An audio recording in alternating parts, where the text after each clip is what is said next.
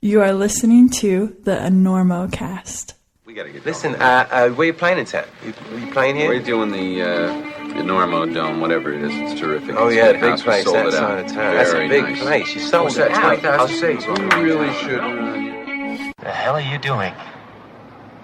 I couldn't sleep. I'm checking the ropes. There was a frayed end on your rope, and I'm cutting it out.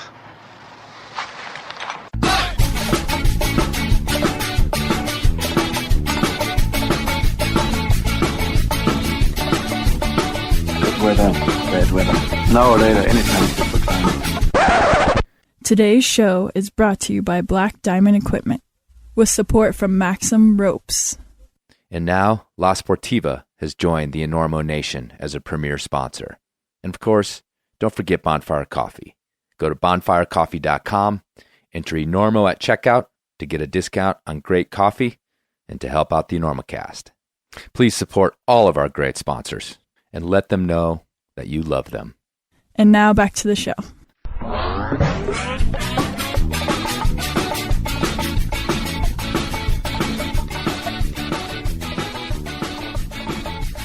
Hello and welcome to the Enormocast. This is your host, Chris Kalous.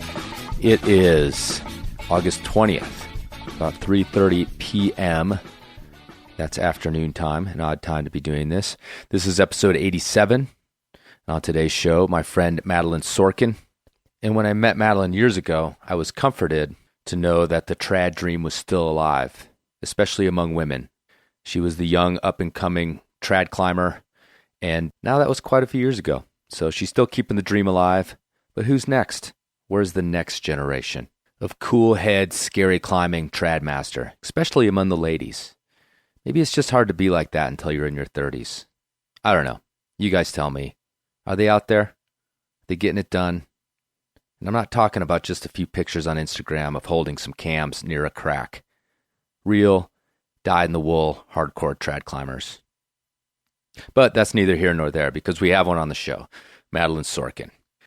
Okay, and this show is quickly replacing Mikey Schaefer on top of the heap because I'm trying to get my schedule back to where it should be, beginning of the month, middle of the month, because that makes my statistics work.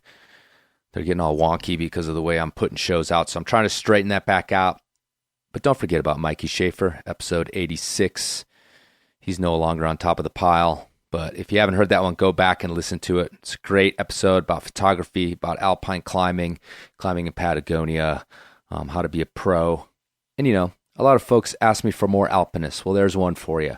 Though he's primarily a rock climber, he's definitely climbed some big peaks. So go back and listen to Mikey. Don't forget about Mikey. All right, drop the commercials off of this one. Try to tighten it up a little bit. But I do not want you to forget that this show exists about half from your donations and about half from sponsorship and advertising, particularly from the marquee sponsor, Black Diamond, and our other premier sponsor, Sportiva. So here's the commercial. Support those companies, you support the Enormocast. And though they see a value, Black Diamond, Sportiva, in advertising on this show, they can put their money to a lot of places to get advertising and marketing out there. So part of their decision to support the Enormocast is a belief in the mission.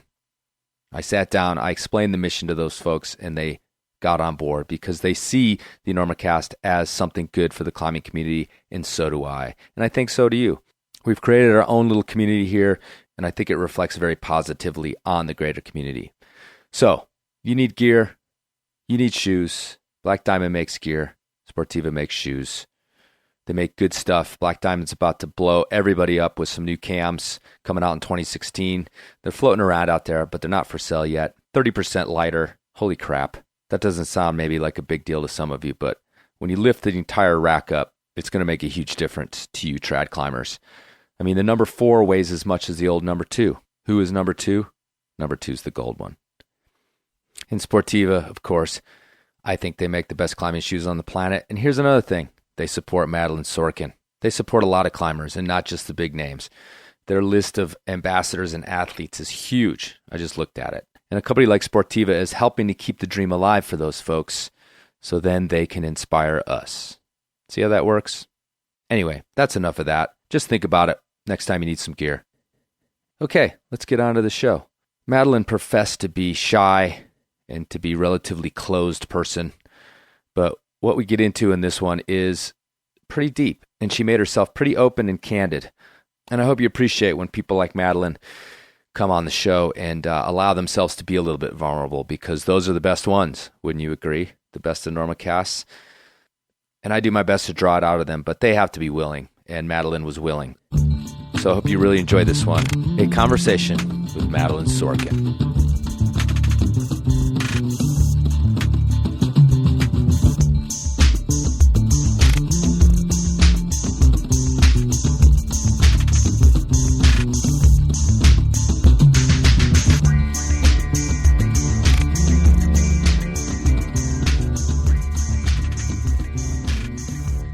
I think a lot of climbing for me continues to be this kind of discovery and acceptance of who I am, and I think that's why I keep climbing, is it's like something about that, just about not going into too long a tangent around it. Here, but hold on.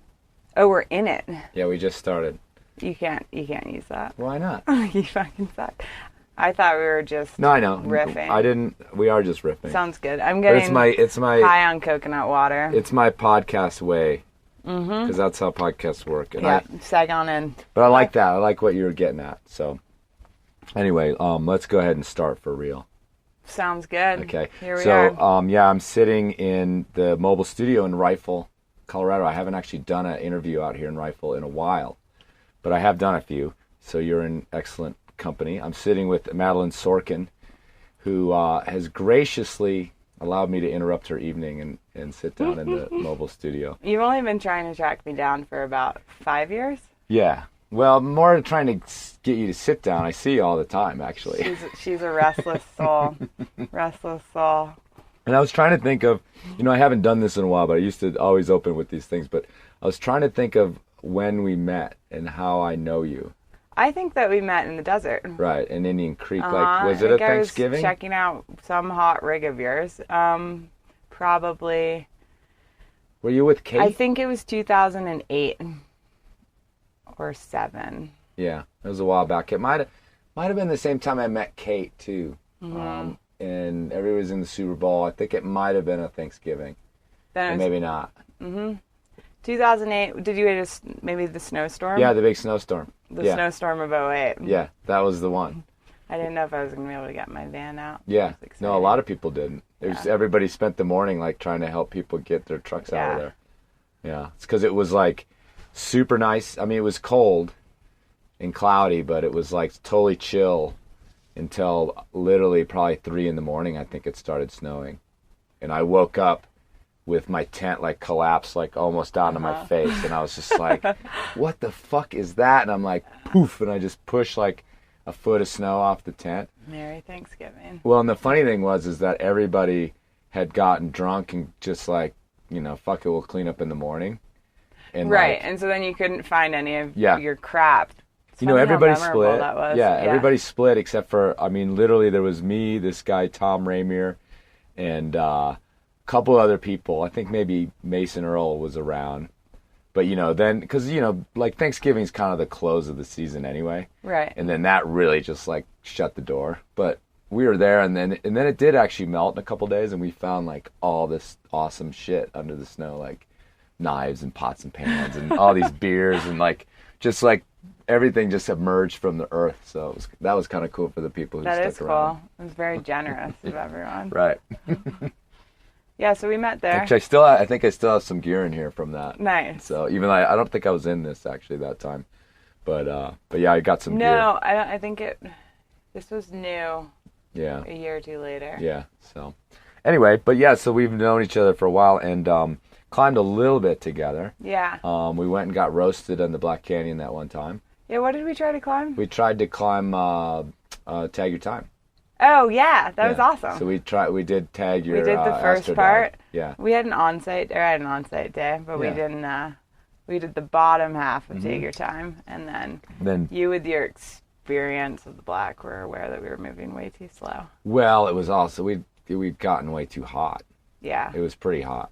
Yeah. But then we had to do the Astro, the tag your Astro dog or whatever. Yeah, I thought it was a great link up. Yeah, but it's always exciting because, and this is far off a field, and I remember that time as well, is that you don't bring any like big cams, and that pitch off of the two-bowler bivvy right. is like all fists and hands. It's a long things. pitch. And it's a super long pitch to Yeah. do, like with basically the rack for Tag Your Time is 1 blue Camelot. And that normally you want to have like a 4 Camelot and like a 3 blue Camelots. Right. I remember being psyched that I hadn't led that pitch. Right. And you kind of took it because you said you knew it. Right. And then you stroked my ego by letting me lead like the harder pitch. Yeah, because I'm such like, a nice guy. I'm just That totally pitch. working my way up this. That thing was heinous. I don't like that pitch, that Crux pitch on there. No, it's dangerous. Super low percentage too. Like maybe for you. Yeah. Anyway. I don't remember. You've gone back and done Tag Your Time though, right? Uh-huh. Yeah. How'd it go? Done. Good. No falls. Nice. Well, yeah. Like, did you onsite the upper half? Uh-huh. Sick. Yeah. That's amazing. Even the boulder problem. I had to climb down. Yeah, well, first. that doesn't count. I placed something. Forget and climb back down. I thought the first pitch off of the two boulder bivvy, from what I remember, was sort of the technical mastery pitch, and then that upper pitch was definitely the hardest move, but short-lived. Yeah. Yeah. Yeah, that's a great route. That's awesome. Well, let's talk about that. So you're primarily you're in your soul of souls, your heart of hearts, you're a trad climber. That's what attracts you? Or absolutely. Yeah. I think just the level of engagement that I get to experience with trad climbing and adventure, defining adventure has been has occurred much more in the realm of trad climbing for me. Where do you think that came from? It's a good question. I mean, I started with trad climbing more than sport climbing, so that's kind of where I started dreaming about what I was going to be able to do. Mm-hmm. And so in terms of visions and wanting to climb big things, I don't know where that came from. I slept under a picture of Half Dome from way before I was a climber. Okay. I Why? just liked it. Oh, you like to pick like an Ansel Adams shot or something? Exactly, like the Ansel Adams classic Half Dome Northwest face photo. Where'd you grow up? Big suburb of D.C., Okay. so Bethesda, Maryland. Born in Miami, super flat oasis. Right. And a lot of climbers come out of Miami. yeah, it's a hot spot. Yeah, we've got Matt Siegel, crickets. Is he from Miami? I think so. Oh, right around cool. That area, South Florida. So suburbs, and as it goes with a lot of kids who grow up in the suburbs, camp is a really big deal for those of us that it matters for. Mm-hmm. I mean, I wanted that to go on for 9 months of the year. Right.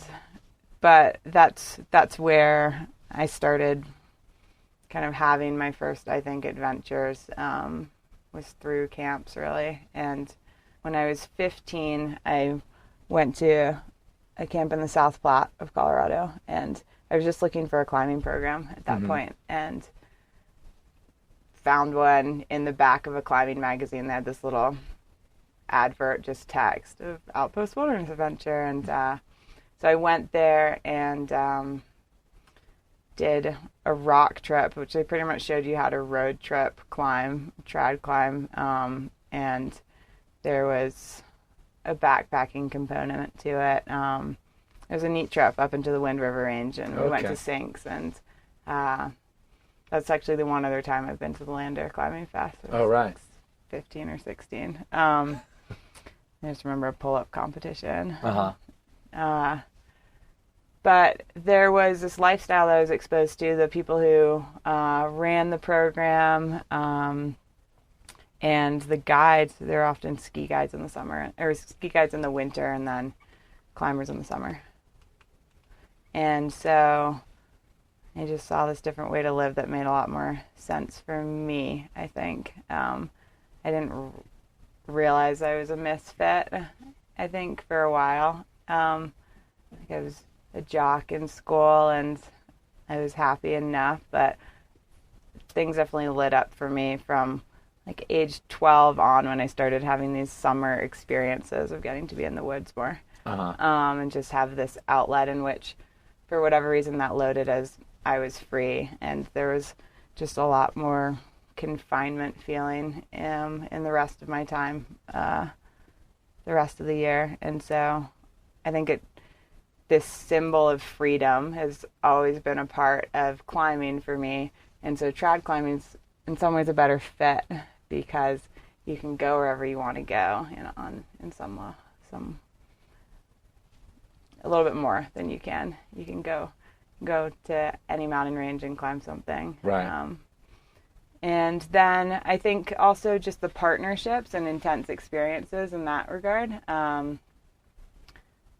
The friendships I've formed with people through climbing, or just having those intense experiences, I was really wanting that kind of connection in my life too. And I think that's a bigger aspect of trad climbing too. Right. I think technically it's just suited me as well. Like, I love being a technician. I mean, I like doing a powerful move or two and then kind of finessing my way up something and solving these complex problems. I love on-sighting too. So climbing something around my limit and seeing if I can pull it off. And level of commitment and type of commitment has been really important with my climbing.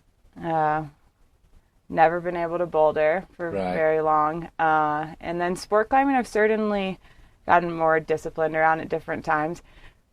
Often there's been this big wall goal that has kind of driven me to stay disciplined and stick with a project in sport climbing because it gets me fitter. Right. But in terms of level of commitment, I've just found I perform really well when there's no other distractions. So what's worked for me is being higher off the ground. So tell me a little bit about that. So you kind of have this sort of, I mean, in a lot of ways, it's like an old school attitude of like, the small roots are there to prepare you for the big super roots. Old school. Yeah. And that's shifted, but that's what I think that's the storyline that I ate as a young kid, and it's really hard to shake that. I think that's just really hard to shake that. And you're later. 33, is that what you said? Yeah, I'm 33. And this was all happening. I started climbing when I was 16. Yeah, so. And it was something I did in the summers until I was about 20. I stopped playing lacrosse and doing other silly sports and just wanted to climb.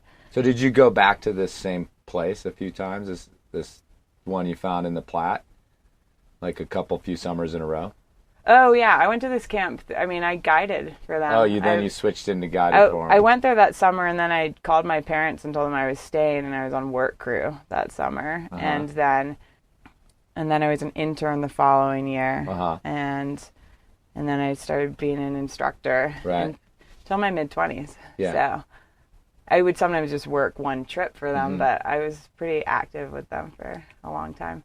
And there's a family feel to it, and it was about having adventures and having fun. I would compare it to Knowles over Outward Bound in the sense of there wasn't much kind of facilitation of your emotional experience, which might have actually been useful for me. But I was really happy to not deal with it then. So I was like, we're just going climbing. Great. I love these people. Right. It's so simple. But there was, in retrospect, there were things that were happening during that time that it would have been probably helpful to have that kind of support happening too. And people to... Are you willing to, go deeper into that? Oh, sure. Yeah. I think... I was super closeted with being gay and just not really, I think I was born shy, and that kind of, environment, personality, it was really hard for me to come out. Okay. And it took me until I was 20 to come out to really myself, and then slowly other people. And that's a really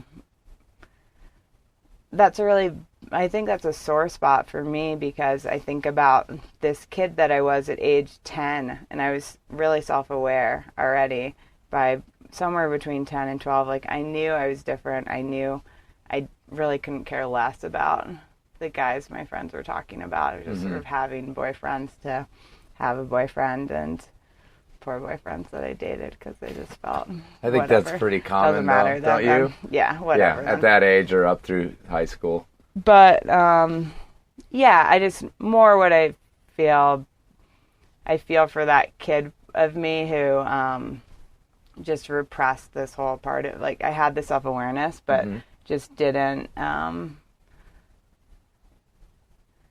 talk to anybody about it. Sure. Didn't, find a means to be curious with it, really. And so instead, I think I still live with the effects of that, of not trusting myself in what my experience is, what my truth is, because that's such a formative time in your age, and this is my storyline around it, but that's such a formative time in your age. So if you're not listening to yourself and sort of repressing that part of yourself, it becomes this habit of, I'm having this experience, and cool, I'm gonna act a different way. I'm gonna pretend it's not happening. And really, that pretending it's not happening, I mean, that's been really destructive to my path and my relationships and what have you. And so that's where, honestly, climbing was largely positive for that, just in terms of me gaining confidence in myself and getting to tap into all this power that we all have as human beings, but just to tap into who I am and what I'm capable of. And I really left my sexuality out of that until a lot later, and I wish I hadn't, but it still just gave me this, like, just some sort of rock in a way about myself. So I think it's helpful in a lot of ways. And then what I talk about in terms of, well, I went to this camp that we really didn't do the whole touchy-feely part of it, that some camps facilitate really well. I think my sore spot around that I'm saying is that has been just this, it continues to be a growth area for me to learn how to express what my emotional state is, or bring that. So, and I think that's just, climbing can be a difficult activity to do, and especially committing climbing, and it's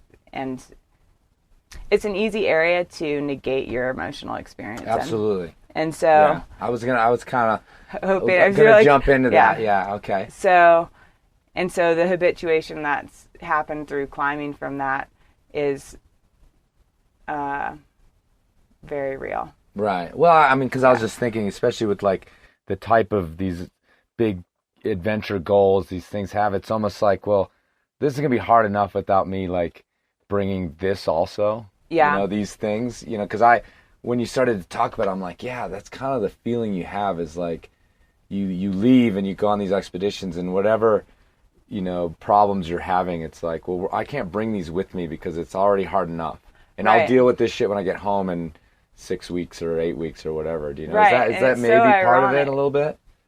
Yeah, I think I've had this desire, I think, that's gotten louder and louder in the last couple of years, to bring all those experiences with me to climbing and learn how to have them and still be a climber. And it's really, really hard, because that's what's I think this part of the stage that I'm in with climbing now is, you know, I want to keep climbing for the rest of my life. Can I do it in a way that's quote unquote healthy for me?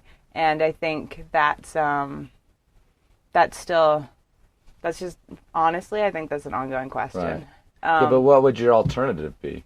My alternative of like what I would do? Like, I mean, you're like, you know, this climbing thing, is there some other activity you could imagine yourself or dedicating yourself to that would fulfill the other half as well?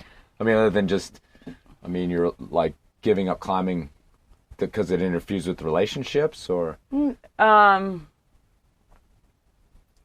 I guess under that is this assumption that I'll continue to climb for my life.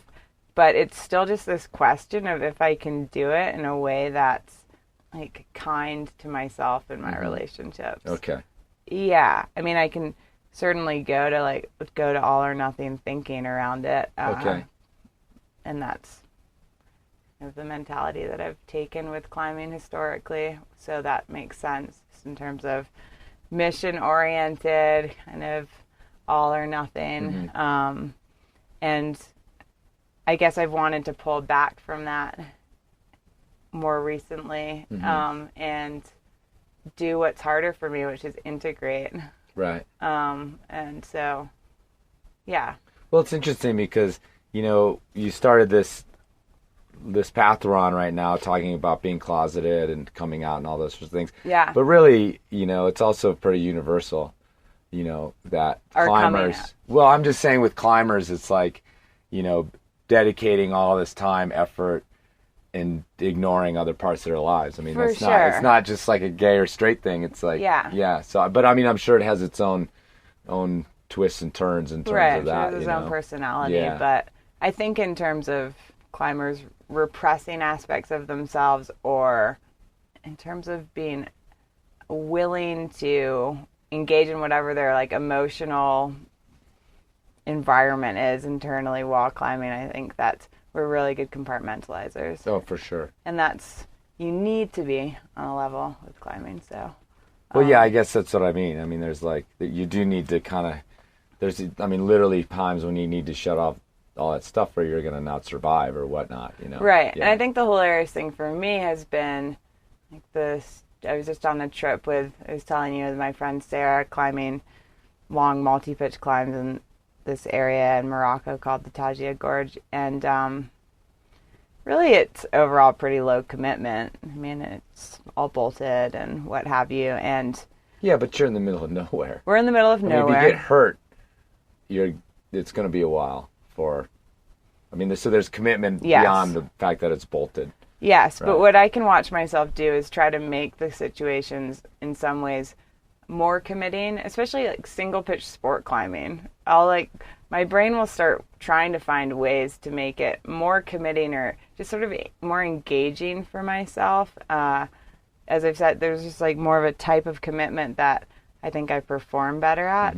And just in terms of creating kind of a false environment, I think sport climbing has illuminated that the most for me, where I'm like, I have to get to the top of this one or what have you. And it's just not true. Or, well, you were going to make a point with the climbing with Sarah in the Tajia Gorge. Oh, yeah, sorry. Interrupted you. Oh, well, that was the point was that even there, I mean, getting to go on a climbing trip with a good friend is entertaining in some ways because they know you better, so they're going to like hold the mirror up a bit more of your like neuroses. And I think before the trip, we had this kind of, I was a big sister, she was a little sister dynamic. And because you're, what'd you say, 10 years apart? 6 years older. Or 6 years, yeah. Right. And by the end of the trip, her like common line to me was go fuck yourself, because she was finally standing up for herself and not taking me, like pressuring her into doing something. And my tendency is I just want to kind of like push it. I always want to push the limit. I always want to take it to the next level, even if it's sort of an asinine goal for us, or because sometimes you pull it off. Right. And I think learning that I don't always have to push it with climbing is hard for me. Like I like pushing it, but it has consequences, always pushing it. So it's been nice to be able to like go climbing and just have fun some days. And so certainly I've gotten better at that. Well, you're here in Rifle. I'm here in Rifle. I mean, do you do stuff here to like, yeah. I'm going to do 30 pitches today, or I'm like, I don't know. No. Instead of walking across the bridge, I'm going to wade through the river. Yeah, totally. I'm training. Always training. Well, did you have some sort of mentor or anything in terms of like somebody at this camp? I mean, again, I think you have this, you sort of explain some of these influences, but Is there a climbing person that instilled any of these things into you, these goal-oriented, this like, pushing it? Like, where did that, I mean, maybe not, but did you have mentors at this camp? Someone that I don't know about in terms of pushing it, but in terms of adventure and... well, I guess it's kind of the same. Adventure and pushing it are sort of the same thing. Yeah, there wasn't just one, but definitely Q and Mark Beardsley, who were two of the main guides at camp. Mark Beardsley wore high socks and had a painted helmet with birds and stuff on it. I went to college with Mark. You did? Yeah. Okay. And he was just this incredible guy, really. Mm-hmm. A soul climber. Yep. For lack of a better description. Smart, soft-spoken, and would just take you on an adventure. And he really imparted that sense of adventure on anyone he climbed with. Mm-hmm. And I think that was very apparent and easy to appreciate quickly about him.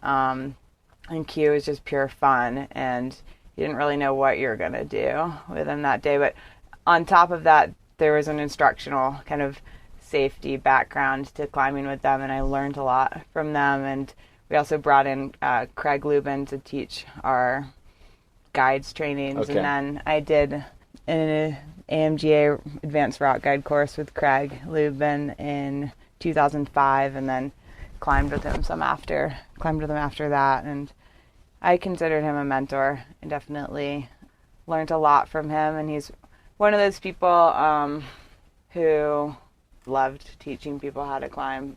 Also kept the heart of what I started discovering was what was the most important part of climbing, like having this adventure and what a fulfilling day felt like in terms of pushing yourself a bit, seeing what you're capable of, sharing it with other people. So there were a handful of mentors and some friends that I had, like my formative adventure times. So you went to CC too, right? Yeah, I went to CC. Colorado College, or Colorado Springs. Yeah. Liberal school. Very strong outdoor program. Yeah, very strong outdoor enthusiast, for sure. Right. And very much, conducive to this kind of binge, mission-oriented approach to climbing, because you take one class there for 3.5 weeks, that counts as your semester credit, and then you have 4.5 days off. And so you're scheming a block of what can I cram into these 4.5 days? Okay. Where can we go? What can we climb? Good for me. I think already predisposed to, I like unitasking, having one thing to focus on. That's just the way I'm wired. And a place like that, you get to scheme up some compressed adventure and what you get to do. And I think the history of that place was really inspiring. Strong trad ethic amongst students throughout the years, and a lot of students alumni climbed in the Black Canyon at some point. And, there was folklore, and then there were the kids that you were just having adventures with. There are a number of students who still climb very seriously who graduated from there. Kate's been on the show. She went there, right? Kate, Renan, Osterk. Will Gadd went there for a couple years. Right. Well, let me ask you this. So you came out when you were 20. So you were at CC? Yeah, senior year. Okay. And was so you went through the whole college experience? I did. It seems like, thinking about a liberal place like that. Seems like I would just it's easy for me to get angry at myself about not having fun and coming out earlier. But I kept it kind of conservative for myself for the first couple of years. So I was on the lacrosse team. It's kind of like sorority, honestly. Right. And then I pretty much started dating somebody on the lacrosse team who also, that was her first girlfriend. Okay. This whole sort of stressful event where it was like, I'm just in love with this one. It's just this person, and that was my first step towards being able to accept myself, I think. I don't know why it took me so long, honestly, but it did. You're going to college with a bunch of kids, a bunch of smart kids. Yeah. You don't get into CC as a slouch. I kind of avoided some of the more liberal kids, really. Right. I think there's no, but what I was gonna say is you got a bunch of smart kids at CC because you don't get into CC as an idiot. So I can't imagine honestly that by the time you were a senior and you'd been hanging out with these people for 4 years that was everybody like, know? Oh my God, I'm surprised. No, they're of course, sure. Right. Thanks for finally being able to say it out loud. Right. Yeah.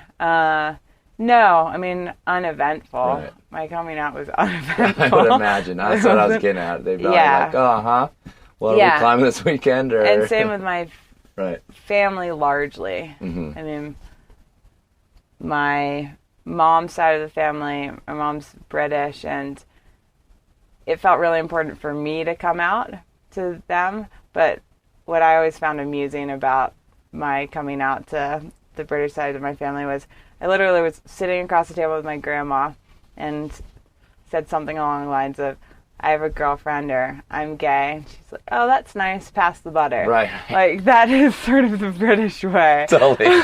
Don't make a fuss about anything. Could you just, not talk about your personal life? It's almost offensive. Right. Like, I'm just this serious American, and I really want to share with you this deep self-discovery that I'm going through. That's really we don't great. do that. Yeah. So... Where were we going with? Well, I was just curious. Well, I guess I was asking you because you said something about community, and it just made me think about the CC community and about the climbing community and everything else. Yeah. And I guess I'm also curious, and this is kind of a larger question. I talk on this show about, and I do believe this to a certain extent of how one of the reasons I climb and climbing community is important to me is because I think they're a cut above. I think that when I go out into the larger world and into other realms, I'm just less interested in I find more assholes, and I kind of have always gotten into climbing to get away from that. So as I was thinking about this, and actually I've thought about this in you before, it's am I naive? Are we accepting of the LGBT? Is there another letter in there now? LGBTQ. Q.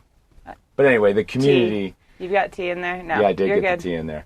Are we the same? Are we better? Are we the same? Are we worse in terms of acceptance of these sorts of things? Because I know that as it's a very guy-oriented sport. Right. It traditionally continues to be, although not as much as it once was, obviously. And when guys are around guys, even something as simple as all the spooning jokes and all these sorts of things. Right, it's the most homoerotic sport. Yeah. And I was just curious, what your perspective on it is, and whether or not that was true, that at CC and in this climbing community, everybody was like, or was there any sort of pushback or any sort of problems, or has there ever been? Yeah. Right. Have I ever found sort of reality towards my fears or towards my... And I would say what's been my personal experience worked in my favor sometimes in terms of being able to go on trips with dudes with possessive girlfriends. Madeleine's not a threat. Great. Right. In terms of being accepted or not accepted, yeah, I would say no. I think there's a macho aspect to the sport that I think talking to gay men, I think it's harder. I would, and actually that's something that I had sort of assumed, or in my own thought processes, I said to myself, I bet you it's a lot. Because I don't know, I know a couple gay climbers, male climbers. I don't know them, but I know of them. That's more the phrase. But, it's with, even if you go on the sort of, you throw all these percentages around of who's gay, who's not gay. Yeah. Even if you go on the low end, it means that there's more than we think. And I think it would be sort of hard to be, it's such a, like you said, a macho sport. I think it would be hard to be openly gay in this rifle community, or at least initially maybe, but I think all these things, all these sorts of things, it feels like we just come around to being oh, you're a climber. Yeah. I think that's fine, once you scratch below the superficiality, it's a very accepting environment. But I do think it's very heteronormative. Yeah. And then there just isn't the representation Mm-hmm. that's obvious. And so you have to either be like wanting to stick out or willing to stick out on some level. And so I think that comes down to personality. Right. And so there's probably more people who are gay who just people aren't aware of it 'cause Right. they're not announcing themselves or Well, I think that's very possible to do because, and I've had this sort of conversation with other people, but like, at least among my guy climber friends, yeah. and especially like people who I'm acquainted with, I'll climb with, but I'm not like close friends. Like, my girlfriend always asks me like, well, what did you guys talk about today? And I'm just like, I don't know. I don't remember. Like we don't go that deep. Like, right. It's like you could come into Rifle and Climb for the weekend and not, I mean, unless you wanted everybody to bring it up, like, I don't know. But of course, then I think about like just guys being guys and we're unaware and who knows. But right. I'm just saying you can be in a climbing community on a very surface level and have a good time. Yeah. But and I think if you're while, searching for something different, then it's when you kind of look for different pockets within the climbing community. Sure. So, I mean, I think the most accepting group that I've ever gotten to be a part of was going to the Homo Climbtastic annual event. I was hoping you would bring up the Homo Climbtastic annual event. I still haven't gotten to go back. Does this actually amazing. Happen annually? I mean, I think it's happening next weekend, or it's annually the New River Gorge in the middle of the fucking summer. Sweaty, not many clothes, more guys than girls, but about 100 some participants there, and there's straight people there as well. Right. Well, that's what Fayetteville. It happens in Fayetteville, freaking West Virginia, and that town just takes the event under its wing. They love the event. I mean, but see, the thing is this event is like I've heard of it. Maybe I'd heard of it before, but then I heard of it from you because you went a while ago. Yeah, I made T-shirts. And you made the T-shirts, and otherwise it's not like on anybody's radar. I know. I'm surprised it hasn't blown up. As the Enormocast, I need to go to this thing. I mean, I'm a journalist. Yeah, and when you said you were going and you were making T-shirts and all that sort of thing, I was just like, I have to go to this. I have to go to this thing. So I need to find out more about it. Yeah. But if it's already happening this weekend, I'm not going. But it's in the next couple of weeks. It's always sounds like a horrible time to be in towards the end of July. Towards the end of July. And yeah, when I went, I got to give a slideshow, and then there was this fun singing drag queen aspect to the show. And then it's just people going climbing. Right. Beside that.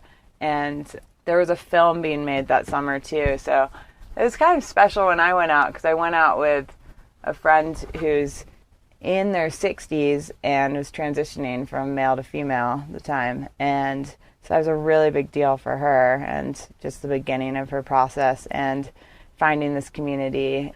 She also gave a slideshow, and just like, it was a very different crowd than this person, as a male in the climbing community from the 60s and 70s. Right. Very different. I mean, that's a time period in which wouldn't have been nearly as accepting for this person to be out in whatever way they would have been out.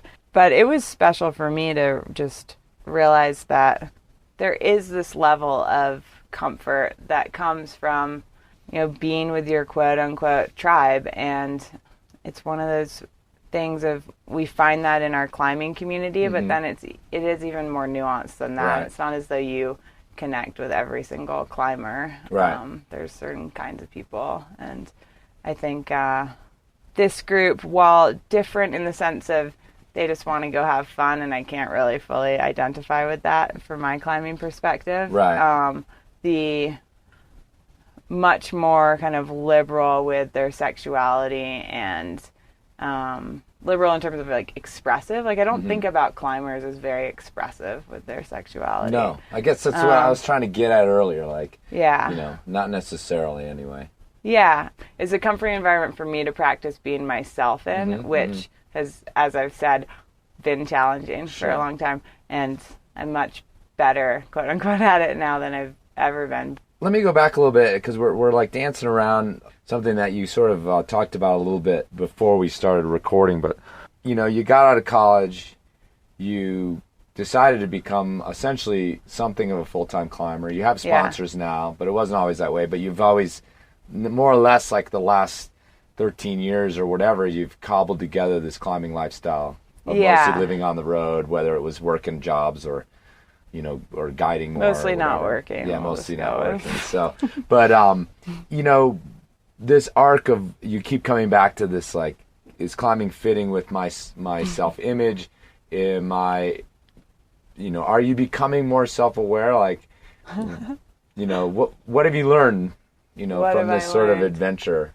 I mean, you seem a lot, I mean, I don't know, I didn't know you when you were at CC, but other than being just sort of a little bit shy and I wouldn't say shy, but you have a tendency to not want to be in the center of things. I mean, even the center of whatever's like loudmouth thing is happening at the crag or anything else. And, but I just, you know, chalked that up to a personality trait, but and not necessarily one that I would call negative.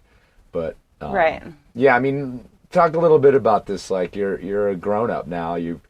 Where are you at with sort of like the self-awareness and the things that climbing has brought you? I think I'm increasingly comfortable, like more comfortable with myself, and just data reinforcement of it's okay to be myself kind of thing. And I've found the climbing community largely accepting. I mean, there's judgment on all kinds of levels that people throw around, but I think I find that stuff quite superficial. Yeah, we're generally. very judgy. I mean, in terms of climbing, like, oh, that very guy, judgy, he can't even climb. Why is he even trying that? If you scratch under the surface, what have you. Right. And I think climbing was an easy in for me of just gaining acceptance of, oh, she climbs hard and she's brave and bold. And I just sort of got to have that. And so then I could just sort of play around with, if I'm going to analyze myself, play around with being accepted in an environment. And so I've thought that climbing has been a pretty accepting environment for me. And I'm able to, I think, apply that to the rest of my life a lot better. Now, are you, I mean, you're aware that people are inspired by you. I mean, you're someone who, at least for me as well, like, I've always been like looking around, like who, especially with women, like who are coming up as trad climbers. Yeah. You know, but it's not just women, it's both. I mean, it's kind of like, I get worried it's this dying art, you know? And so when I met you, I was like, wow. I mean, like it's still happening. Yeah. And it's also cool, but does that help? I mean, does it help that we, as and people around you and probably especially women are like, you're rad. Like, is that helpful at all? Like, any accolades that you get or any sort of... Yeah, no, that's a good question. I've generally considered it supportive. Yeah. Yeah, and hopefully... I mean, it is kind of cool, right? Like... Yeah, I think it's cool. I think it's cool if you can inspire somebody else to be like, oh, that's badass. I wonder if maybe that's something I'm interested in doing. Mm-hmm. And I think it's been totally relevant to me in terms of the woman thing to go on trips with women and do hard climbs with other women, not just because they're hot and I want to hang out with them, but because it's still relevant. It's still totally relevant that you're climbing with another woman loads differently. And there's just, I think it's bullshit if people say otherwise.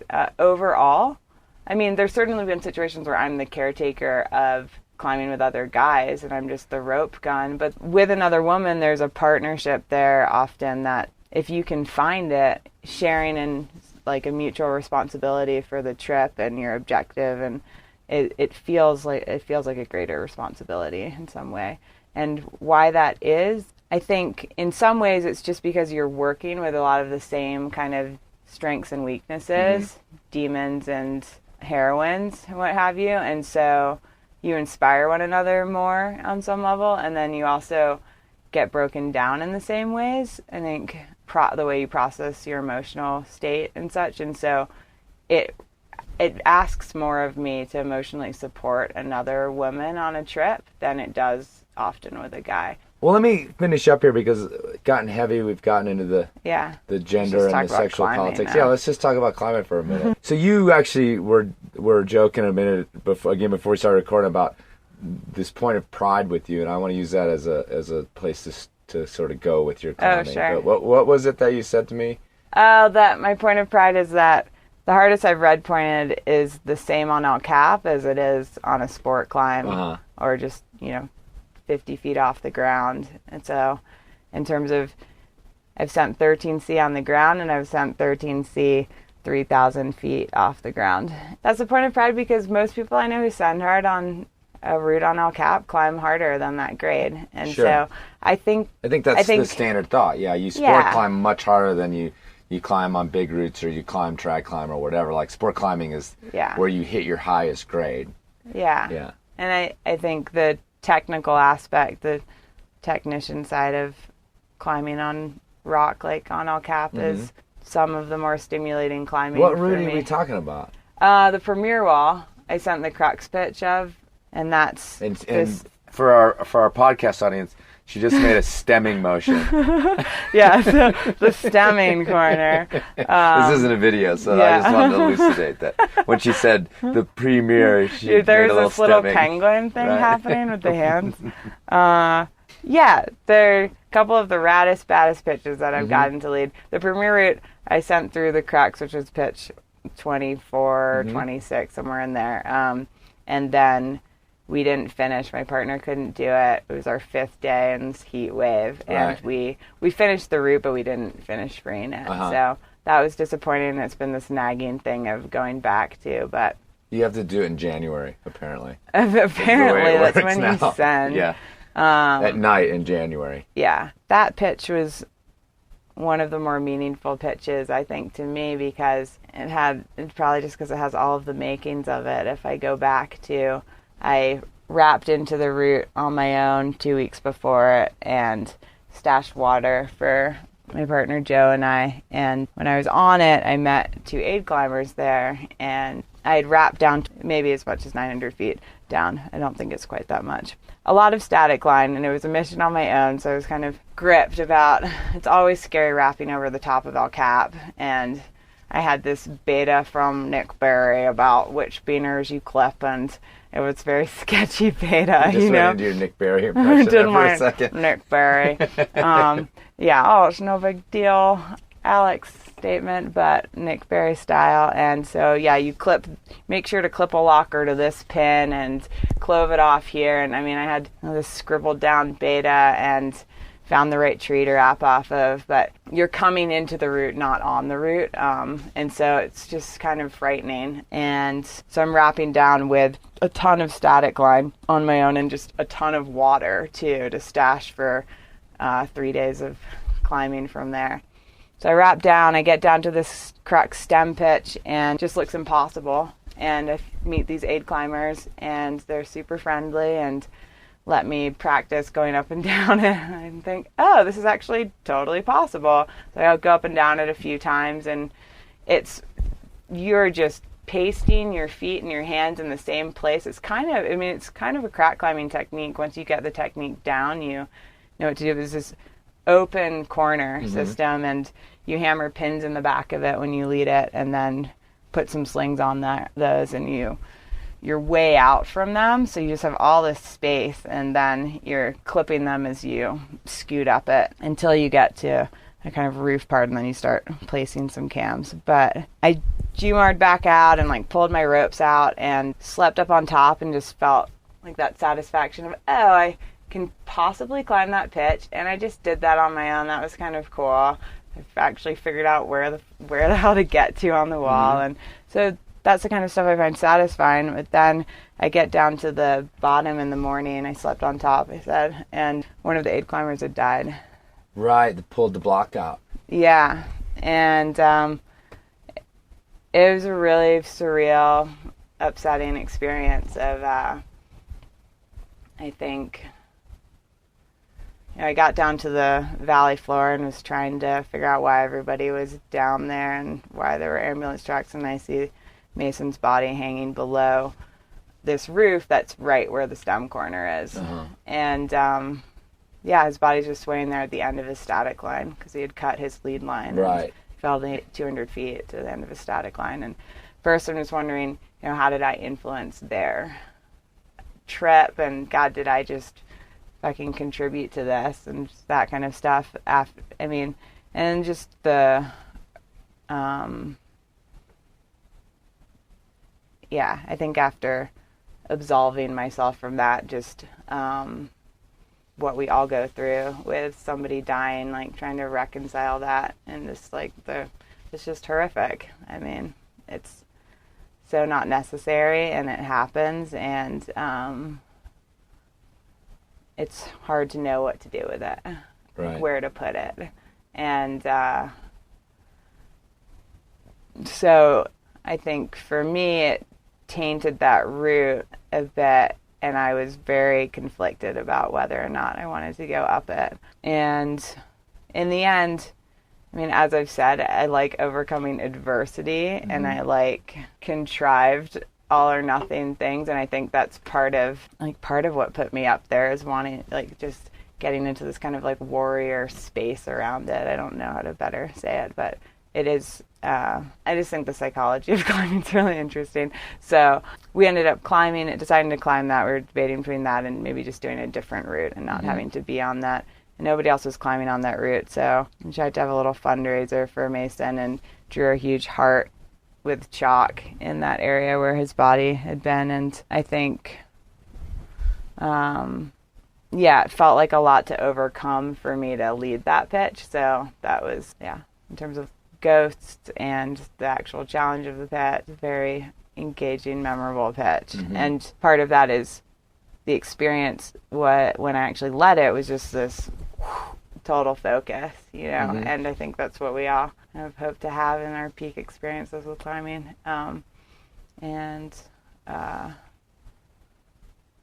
So does that influence whether or not you want to go back? I mean, having had a peak experience on it? Yeah, and like, I mean, because now it's like, it's kind of like, I think it was not to influence you even more, but it's kind of like going to just be work to have to send that pitch again. You know what I mean? Yeah, I think it was, right. It was so meaningful at the time. Right. And then just, it totally. It's like, I gotta climb that pitch again. I already fucking did it. Or whatever. I mean, it depends on what style you wanted to do it. And, I was in Yosemite last fall working as a climbing steward and being a really talented dirtbag. I am, whatever we mean by that. Did you have to actually like talk to people and stuff as a climbing steward? I did. It was really, really hard for me. Like, most people would think, I just have to stand on the bridge and talk to people. Like, I had to psych myself up so much for that, and then I would have to recover, to talk to the... You're going to have to recover after this. The Ask a Climber program. Jesus. That was rough. Sarah's going to be like, why aren't you saying anything today? I spent it all last night. It's done. Jesus, I need to recharge. You were in the valley as a climbing steward. Yeah, and I got myself all prepped with a climber ranger, Eric. He also wanted to try it, and we got ourselves prepped to climb the route again. And I felt like I was just trying to swim upstream on a level of just not motivated to send some of the pitches that I thought were a pain in the ass. And we went up the beginning part, and I was just like such a royal pain in the ass to myself and Eric.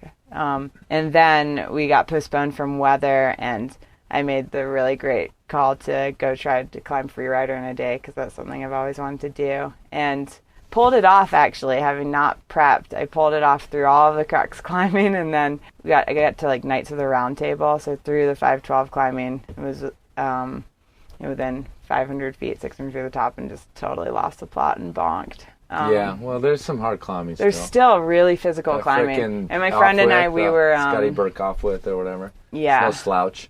No, it's still really hard. And the friend I was with pulled it off, though, because we were team freeing it. Sure. Which was really fun and very challenging of how much gear we climbed with for the pitches. We tagged on some of our gear up on the hard climbing, but that was pretty neat. And he stuck it in the end. I actually had a funny experience so I make this kind of self-care decision to not continue climbing that pitch and or not continue trying to free the rest of Freerider. We're like hour 17, and I decide there's no way I'm going to do this without it just being the most dramatic, drawn-out thing, and in which you're going to have to take all of my gear and maybe kind of yard me up this thing, and me sort of like, oh, I'm freeing it, yes. Right. And but I went up to the Adidas house after that. Freeing it. Up rope. Up rope. Freeing up tighter. Oh, I'm so good. I'm so going to check the box on this one. So going to check. Yes, sent. I went up to the Adidas house after that, which there was What is the Adidas house? Is there an Adidas house? I was calling now? it the Stars and Stripes house, but right. Mayan and Libby were trying to do the nose as fast as they could, and Kevin was out there, and so Adidas had just thrown money at this house, and so we were having dinner parties there. That's a part of all these stories that never gets told. Yeah, so it's like, oh, Stars and Stripes house, where we can have a shower and hang out with people, watch movies. And I went up there, and Mayan, who's just like such a crusher and so serious about it, like takes it professionally. Oh, I know. She's been on the show.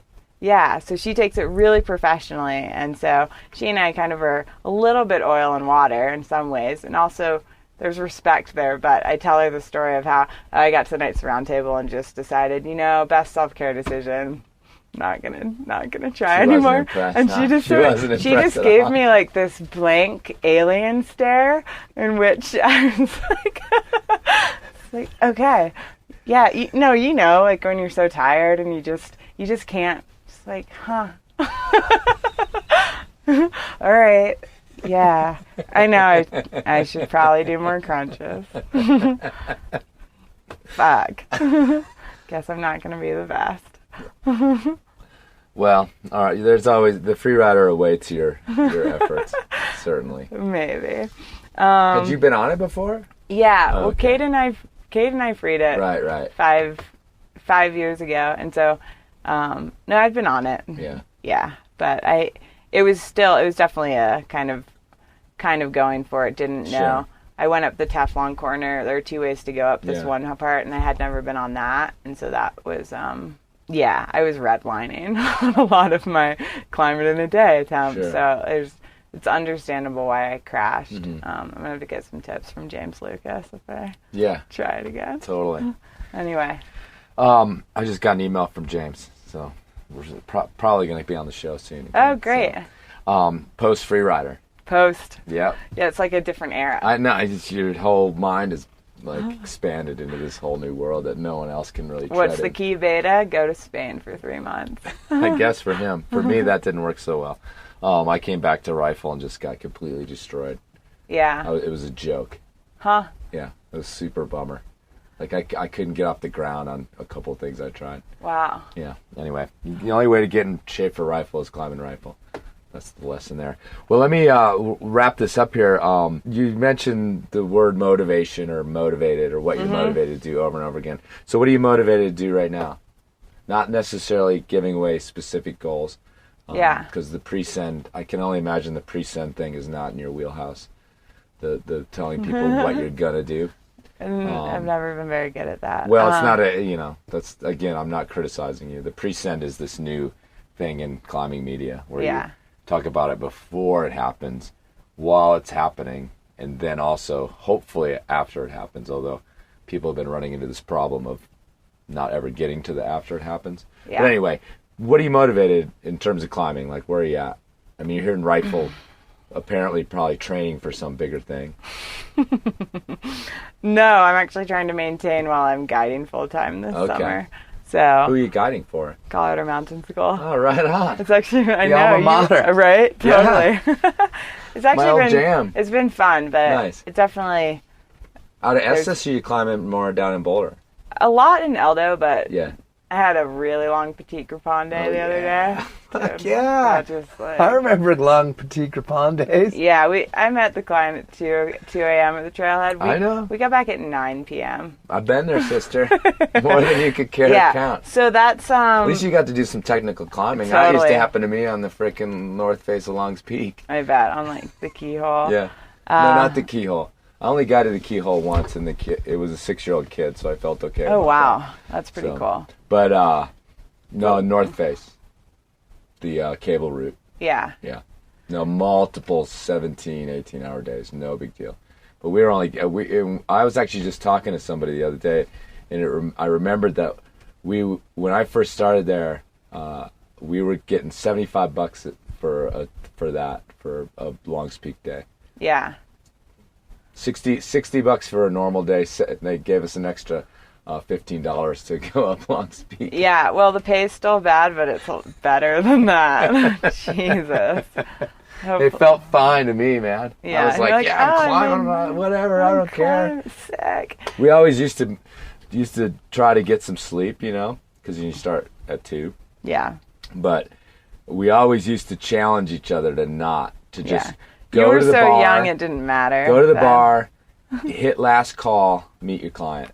Yeah. I don't know if anybody ever took that challenge. I never did. You were in your 20s, right? It was, early 20s. Yeah. But I always thought that'd be rad. Just be like 1:45, get your last beer, meet your client at 2, and then do a 17-hour day. I was buzzed until like 5 a.m. But, I was sober and was climbing. Yeah, because you're not going to start climbing until like 5 or 6 hours later anyway, just walking. So incredible tactics. Anyway, sorry, interrupting. Oh, right. We were talking about something. You did the Petit Capron, what you're motivated for. Yeah. I'm still motivated to climb on all caps. So what those routes are, I got to get stronger for this. Mm-hmm. So there's that. And then I feel like I haven't been having just pure adventures enough lately. So I think I've had a little bit of a lull with having those partners that I'm really psyched to go on adventures with. So I see that beginning to shift. Like there are people I'm excited about climbing with again. So I think I did pretty well actually this past spring, which I did call gaycation because I started with my other gay climber friend who we together were incredibly juvenile. We went on a great gay adventure to Spain and Morocco, climbed and had a lot of fun, and then I got to go with my girlfriend to Kalymnos, and I felt like I was on like the realization process of being a gay climber. So now I think I've achieved that, and so my next goal for 2015 or 2016 that my next goal is going to be, I at some point want to be the climber having the most fun out there, and it's still something I'm kind of grasping for. Right. So. All right. There it is. You should watch more videos of frickin' Sean and Nico and those guys climbing. Oh, and I have a really good story about seeing Sean in. Because those cats seem like no matter what's going on and how shitty it is and how bad it's getting, they're like yucking it up and having a good old time. Yeah, I need to learn how to play an instrument. That might help. It's like your muse for all of that energy as you sit in a portal edge for 10 days. Yeah, those guys definitely represent adventure and fun to me. What was your funny story? When I was in Kalymnos, I saw Sean climbing there, and he climbs this long route. It was really fun to watch him climb. He climbs this long route in which you need an 80-meter rope for. He gets up to the top of it, and he's yelling down to his partner, who I thought was his girlfriend, but I have no idea. And he says, "I'm going to jump." He's like, "What?" Like, "I'm going to jump." What? 1, 2, 3. And he just lets go. He jumps from the top. He hasn't clipped the anchors. And just like, woo, on a big ride. And like his body was super relaxed because he thought he was just out in space. Hits the end of his rope and slams into the wall head first. Really? Yeah. And so he just had all this blood. So at first he was like, oh, and then he looks and he's just got all this blood coming from his head. Mm-hmm. And he's totally mortified because he's just done this like 20-year-old dude move, you know? And not only that, but she doesn't have enough rope to lower him. So he has to boink back up with his head bleeding. It's just like this cascade of just ridiculous things that he had to go through to get out of his stupid decision. He gets down to the ground and he says, "That was pretty stupid, huh?" Like, pure adventure, dude. Finding adventure on the sport climb. I'm not going to, I don't know if I can post that story. I don't think you can. Yeah, because I want Sean to be on the show someday. So the Enormocast can't be revealing his secret stupid maneuvers. But that said, I always say I'm not going to post something, and I do anyway. So shit. There you have it. Well, I wasn't trying to talk badly about you, Sean. I was inspired that you were also trying to find adventure on a sport climb. Exactly. Yeah, because you gotta kind of squeeze and turn and he was training and like really try hard to find that kind of adventure in Columbus. Yeah. You really got to kind of work it, massage it, as it were. So, all right. Well, I think we're done then. Thanks so much for sitting down. Yeah, it's awesome. I'm so glad we met so many years ago, and you have been an inspirational climber to me, so I appreciate that. And I'll be back in 5 years. Yeah, we have more to talk about. We didn't get to a lot of stuff. Yeah. But it was a great interview. I really appreciate it. Thank you.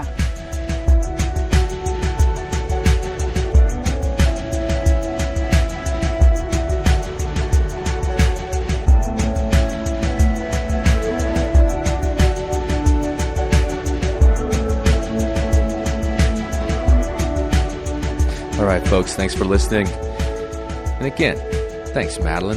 Thanks for being so open. That was awesome. Look forward to hearing about all this rad stuff you keep doing. And I tell you, when you Google her, she does some rad shit. Let me tell you, stuff you'd never even heard about. Or I'd never even heard about, and I know her. I guess that's a little trad of her as well. Just do your thing. Keep your mouth shut. Unless, of course, you're on the Enormocast. All right, folks, if you do want to help out with the show, besides supporting our sponsors, or if you just don't want to support our sponsors for some reason, go to enormocast.com, click on the Help Out tab. There's some stuff you can do. It doesn't cost a thing. Things to help out with the Enormocast, so check it out. And thanks for the emails, even if I don't always get back to you. Keep those sticker requests coming. Send an address to chris@enormocast.com, and then wait. Maybe a while. But it's fun when you've forgotten about it and then they suddenly show up, isn't it? You get out there, have some fun, be safe, communicate. Just read about another communication-based error, accident. God damn it. Just communicate. Not just in climbing either, in life. Communicate better, okay? I could learn that lesson a little bit. And don't forget to check your knot.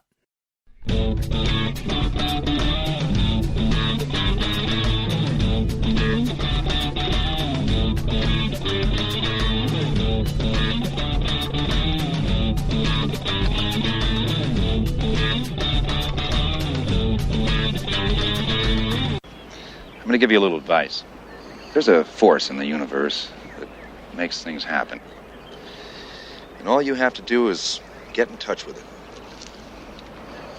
Stop thinking, let things happen, and be the ball.